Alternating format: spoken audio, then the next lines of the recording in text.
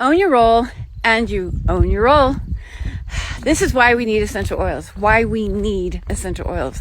This isn't a push to go out and buy oils or any random oil. I'm going to give you reasons why we actually need them. Because when you own your role for what you bring to the table, without hesitation, you own your role in the world. It's that strong sense of self, that solid sense of self, which actually begins in the gut. And I don't mean this in a spiritual way. I'm talking about this in a physiological way. Our sense of self is actually supported by the gut biome. The communication between the gut and the brain, that gut-brain axis, is critical to a strong sense of self.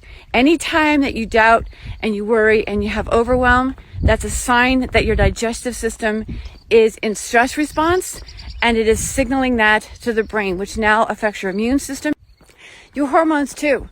Because the hormones, whether they, and I'm not just talking reproductive, I'm talking all hormones. I mean, we have hormones that actually regulate the release of fluids and iron in our system. So it's the endocrine system, and that is in your gut. And when we are owning our role and we have that strong sense of self, using oils that have a gastroprotective and a neuroprotective properties to them is a great start. So no matter where you are in life, if that's all you did, whether you took medications or not, in fact, just knowing which ones are best for you is going to be the most important piece. But here's the other factor. As I said, the qualities that are required for that sense of self comes from digestion. It comes from the digestion of macronutrients. You may be living a healthy lifestyle. You may be doing, all your affirmations and thinking everything is okay, but none of that plugs into those genetic receptors to actually help your brain self-regulate. That is where this comes in and why digestion. Organic chemistry actually was born when somebody was playing in a lab and they took two inorganic compounds and created what looked like an organic compound. That is how we developed organic chemistry, and it all stems from the study of its plant compounds, more specifically in this case essential oils.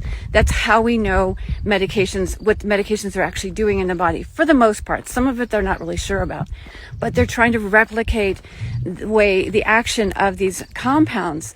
The only thing they cannot do is replicate the synergy. This is why oils matter. But you see, essential oils have these compounds that look like puzzle pieces, so to speak, and they fit into these genetic receptors.